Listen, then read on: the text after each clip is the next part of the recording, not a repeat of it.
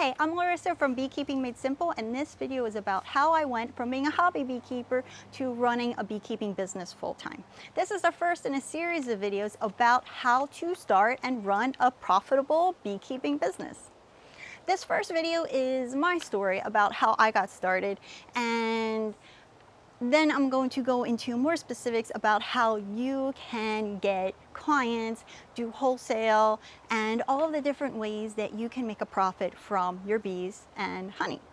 The first step in my journey that I recommend for everybody is to become a beekeeper. And I know the theory of running a bee business sounds lovely, but first you actually have to get some bees and make sure that you like it and that your bees do well. My first year went horribly. I don't think it could go worse. Honestly, I haven't heard anyone's getting started story as a beekeeper worse than mine. I bought a package of bees, I put them in the hive, we released the queen from the cage 4 days later, and within 1 week of putting those bees in the hive, they absconded and were gone. And so the rest of the year, I did absolutely nothing beekeeping. And so then every time someone said, "How are the bees?" I would say they flew away, and then they would laugh. My second year went better. I got 2 packages of bees, but both of them died over the winter. And so then after that winter, I was left with this question of, should I keep going? Should I try this again? Or am I just going to kill another colony of bees? And that's when I decided to take an internship at a bee farm on the very southernmost point on the big island of Hawaii. And that's what I did. And that's how I learned to become a proper beekeeper, how to keep hives that not only stayed alive for years, but thrived and were healthy and brought in excess of honey for me to harvest and had a high population so that I could split them. While working at this internship, it was only for 6 months, and the farm didn't have many hives. They also had recently gotten the small hive beetles, so their hives were just dying left and right. They also did mac nuts and coffee, and what they primarily did actually was buy honey in 5-gallon buckets from another beekeeper and put it in jars with their label on it and sell it to stores. So I contacted some bee farms in the area and ended up getting a job working for a farm a couple towns away. I mean, I bought a moped and rode it 32 miles each way to this job. It took me almost an hour. I had to have a gas can on the back because there was no gas stations other than the one that was a couple of miles from the house I was living in and the place I was working at. But I did it, and I ended up staying there for 7 years. Now, this job wasn't as a beekeeper, actually. It was as a cashier at the honey packing company. So what this operation was a place that had the apiary had about 2,500 hives run by 2 guys. And then the one guy's wife started a honey packing company. She bought the honey from her husband in barrels and then put it in a jar with the label she made and sold it off under her name. 2 different companies, technically 2 different names, but all working out of this one warehouse. The apiary said they don't hire females to work the hives. And it did seem sexist at first, but I had to give it to them. I cannot pick up a 35-pound honey super and throw it 3 feet up over my head onto the back of their truck on top of a stack of other honey supers. So yes, technically I couldn't do the full job. So she said that they did need someone, preferably someone that knew about bees, to work as a cashier in the shop that they recently opened. At their warehouse, they had a shop and they called it a beekeeping museum, and they sold their honey. So I took that job and I ended up going out with the beekeepers sometimes, like for requeen all of their hives. And I also ended up starting apiary there and running the bees there and doing the beekeeping tours, which was a huge way to bring people to their shop to buy their honey.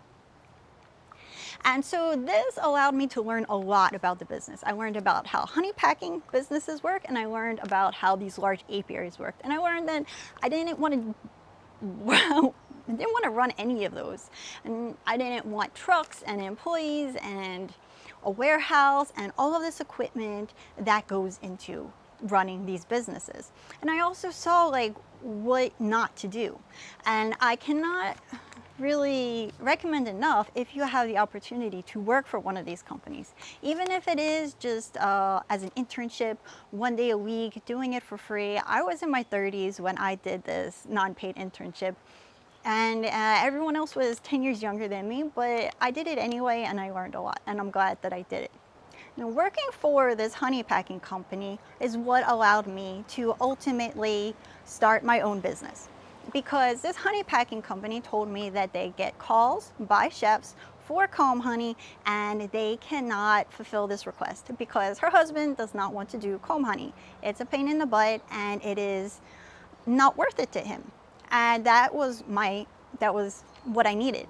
I heard somebody saying that they needed something and that there was a gap in the market and that nobody was filling it, and that's when I started my own apiary. I was still working for them full time, but what I did was I contacted the place I worked at for free for 6 months, and I asked my boss if they could give me a nuke. And they did for free. I got 2 nukes, and from there I did cutouts, caught swarms, and split my hives until I had about an apiary of like 20 so hives, and built my own equipment while still working full-time for this honey packing company. And I had someone to buy my honey, which was huge because this income was then used to buy more equipment and to build my apiary and, you know, pay the ridiculous rent that I had to pay to live in this terrible little shack. It's really important to find that gap in the market. Without finding that gap in the market, you're just going to be one more bee business in the country looking to sell your honey for cheap to a honey packing company, which can be done and is fine, but then you need to bring in a lot of honey in order to make decent income. If you can find a gap in the market or a way to sell your honey for a higher price, then you don't need as many hives to make the same amount of money. And so the honeycomb was for me because I didn't need a ton of hives and I could just sell it for a higher price point and make a decent income. I also then got them to start selling my honeycomb in their store and on their website. I made the label for them. They had a different kind of jar that they weren't using anymore that was for another company that they bottled honey for, and so then they started selling Larissa's honeycomb in their shop. Once I was running 20 or so hives and selling my comb honey, that's when I started to decrease my hours at the bee farm and worked for them part-time and did beekeeping part-time.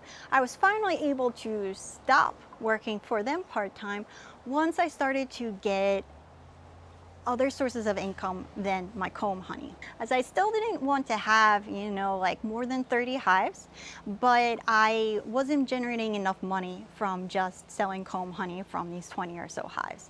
What happened was someone contacted me from a hotel. They had a couple hives there. The person that took care of them was a staff of the hotel, and they stopped coming to work and they were in a real like predicament. They needed someone to care for these bees and come out as soon as possible. At first, the guy asked me if we wanted to do some kind of exchange, like I keep half of the honey that is harvested or something like that. And I said, just pay me a monthly income. And this is huge for someone that's self-employed because it gives you something that you can depend on.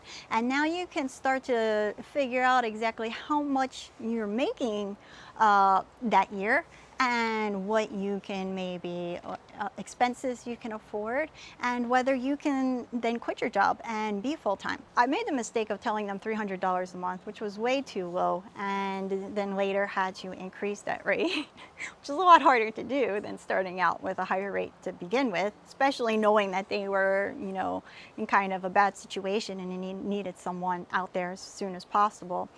But then I contacted other hotels, and I still kept in touch with the bee farm that I sold my honey to, and occasionally people would contact them asking for somebody to take care of bees for them. Or also through the bee association I started, sometimes people would come there and say that they were looking for somebody to take care of hives on their property. And so that's how I started to get a few clients that wanted someone to just come to their property and take care of the bees. They didn't want to have to take care of the bees, but they wanted bees on their property. And that was really key for me. Once I started to have a decent monthly income, that was enough for me to be able to quit my full-time job and part-time job at the time and work for myself full-time. Now, my income sources have changed now that I have two small children. I don't want to be driving around checking bee yards. I don't want to be harvesting a ton of honey. And I focus more on education and the online end of things. But some of the basic principles that I learned starting out, I still hold true. Thanks for watching. Stay tuned next week. I'm going to share with you all about getting wholesale clients and how to make a product sheet.